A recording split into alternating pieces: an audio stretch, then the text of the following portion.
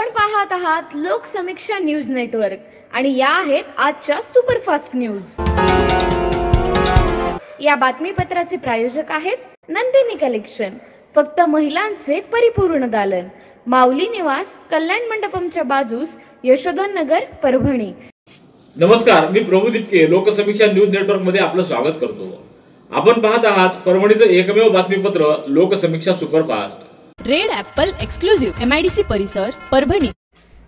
विश्वरत्न doctor Babasaheb Ambedkar यांच्या 133व्या जयंतीच्या निमित्तानं डॉक्टर सिद्धार्थ हत्यांबीर यांच्या संकल्पनेतून प्रतिवर्षाप्रमाणे याही वर्षी परभणीतल्या विष्णुजिनिंग मैदानावर युगप्रवर्तक महोत्सव व बुद्धमूर्ती वितरण कार्यक्रमाचं आज आयोजन करण्यात आलं आहे। या कार्यक्रमाला सायंकाळी सुरुवात झाली आहे। सुप्रसिद्ध सिने गायक आनंद शिंदे यांच्या भीमगीत संगीत रचनेला या ठिकाणी सुरुवात झाली। या कार्यक्रमात थायलंड येथील विविध आकाराच्या बुद्धरूप मूर्तींचं वितरण करण्यात येणार आहे।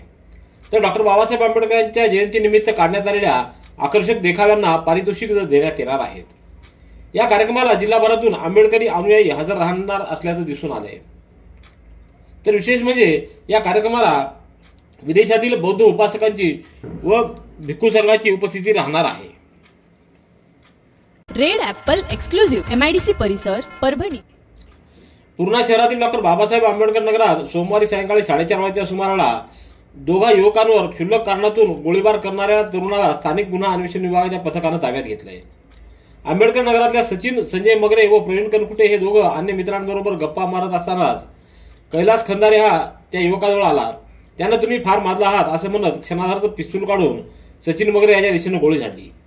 मगरे यांनी सतर्कता दाखवत गोळी हुकवली।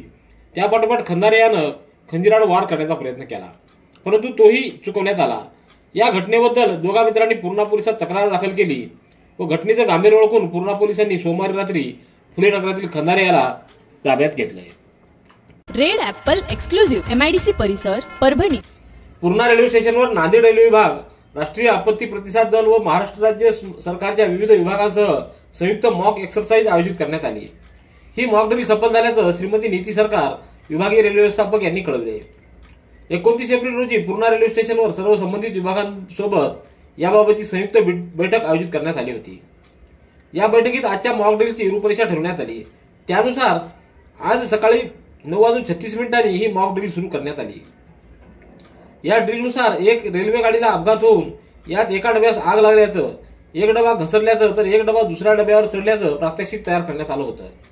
नांदेड विभागाच्या नियंत्रण कक्षातील कर्मचाऱ्यांकडून संदेश देण्यात आला आणि बचाव कार्य सुरू करण्यात आलं।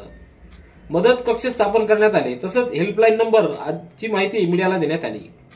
बचाव कार्य सुरू करण्यात आल्याचं कळवण्यात आलं। या ड्रिलमध्ये 8 प्रवासी जखमी झाल्याचं आणि 1 प्रवासी दगावल्याचं दाखवण्यात आलंय। यावेळी जखमींवर प्राथमिक उपचार करण्यात आले आणि रेल्वेच्या डॉक्टरांनी त्यांच्या आरोग्याची तपासणी केल्याचे दाखवण्यात आले। रेड ॲपल एक्सक्लुझिव्ह MIDC परिसर, परभणी। ठिकाण अनेक, ठिकाण फक्त एक। डॉक्टर गोविंद कामटे यांचे बालाजी आयुर्वेदिक निसर्गोपचार केंद्र, परभणी। मूळव्याध, गुडघेदुखी, मूतखडा, शुगर, वात, दमा, महिलांचे आजार, लकवा व सर्व जुनाट आजारांवर खात्रीशीर उपचार। वेळ सकाळी 9 ते रात्री 8 पर्यंत। पत्ता आघाव कॉम्प्लेक्स, महात्मा बसवेश्वर चौक, उघडा महादेव मंदिर परिसर, कारेगाव रोड, परभणी। मोबाईल 9921691008। महाराष्ट्र राज्याच्या 65व्या स्थापना दिवसानिमित्त ध्वजारोहणाचा मुख्य शासकीय समारंभ उद्या 1 मे रोजी सकाळी 8 वाजता येथील प्रियदर्शिनी इंदिरा गांधी स्टेडियम मैदानावर राज्याचे क्रीडा व युवक कल्याण, बंदरे तथा जिल्ह्याचे पालकमंत्री संजय बनसोडे यांच्या हस्ते संपन्न होणार आहे।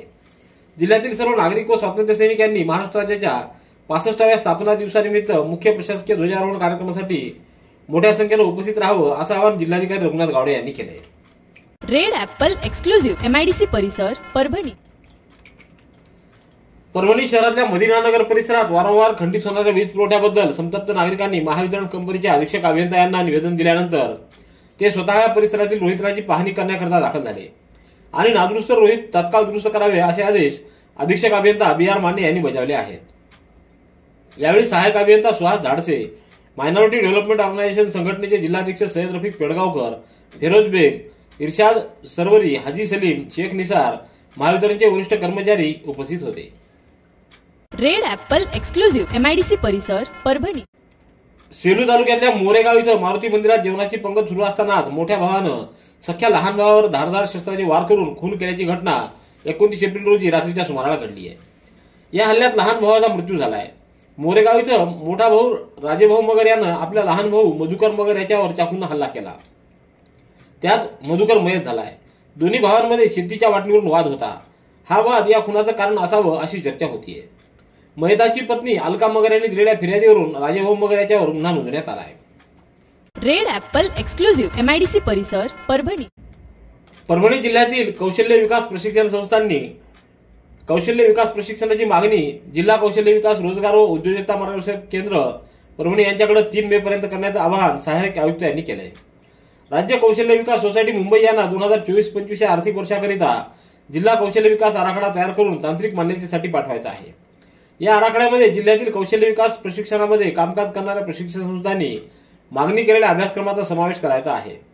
जिल्हा कौशल्य विकास रोजगार व उद्योजकता मार्गदर्शन केंद्राकडून जिल्ह्याच्या स्किल गॅप स्टडीनुसार व कौशल्य विकास प्रशिक्षण संस्थांच्या मागणीनुसार जिल्हा कौशल्य विकास आराखडा तयार करण्यात येतो।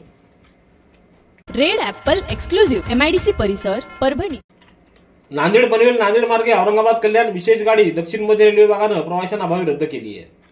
उन्हाळी सुट्ट्यात होणारी प्रवाशांची गर्दी लक्षात घेऊन दक्षिण मध्य रेल्वेनं हुजूर साहेब नांदेड पनवेल हुजूर साहेब नांदेड मार्गे औरंगाबाद कल्याण विशेष गाडीच्या 40 फेऱ्या मंजूर केल्या होत्या। परंतु या गाडीला प्रवाशांचा प्रतिसाद अल्प प्रमाणात मिळाल्यानं ही गाडी तात्काळ प्रभावानं पुढील आदेशापर्यंत रद्द करण्यात आली आहे। रेड ॲपल एक्सक्लुझिव्ह MIDC परिसर परभणी। उन्हाळ्याच्या सुट्टीत विद्यार्थी नवनवीन गोष्टी शिकत असतात, मित्रांची गट्टी करत मौज मजा लुटत असतात, दंगा मस्ती करत असतात। पुस्तकासारखा नवा मित्र जोडून पुस्तकाशी मैत्री करावी म्हणून HRC संस्थेकडून गंगाखेड तालुक्यातल्या शाळांना प्रत्येकी 90 पुस्तकरूपी पुस्तकांची आनंदी वाचनपेटी भेट देण्यात आली आहे। यावेळी कार्यक्रमाचे अध्यक्ष म्हणून HRCचे अध्यक्ष पवन चांडकर, प्रमुख पाहुणे म्हणून डॉक्टर दिनेश भुतडा, डॉक्टर शैलेश कदम, माया आवसेकर आदींची उपस्थिती होती। रेड ॲपल एक्सक्लुझिव्ह MIDC परिसर परभणी।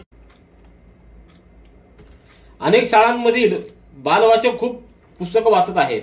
100, 200, 300 अशी पुस्तकं वाचत आहेत, परंतु त्यांना आता वाचण्यासाठी पुस्तकं उपलब्ध नाहीत। ती पुस्तकं कमी पडत आहेत। त्यांची वाचनाची ज्ञानाची भूक वाढली आहे। म्हणून अक्षर आनंद वाचन संस्कार केंद्रानं समाजाच्या सहभागातून वाचनप्रेमींच्या सहकार्यानं पहिली पुस्तक बँक बचत बँक मानवतला सुरू केली आहे। ही बँक फक्त बाल वाङ्मयाची असेल।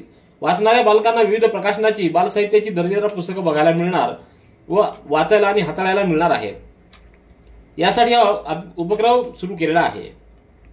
70 पुस्तकाचा संच करून संस्काराचे मोती पुस्तकाशी दोस्ती या घोषवाक्यासह ही पुस्तकं बचत बँक गरज असणाऱ्या शाळांना उपलब्ध करून देण्यात येत आहेत। रेड ॲपल एक्सक्लुझिव्ह MIDC परिसर परभणी। पोहण्यासाठी शेततळ्यात गेलेल्या 2 मुलांचा पाण्यात बुडून मृत्यू झाल्याची घटना आज पहाटे 11 वाजेच्या सुमारास घडली आहे। या घटनेमुळे परिसरात हळहळ व्यक्त करण्यात येते।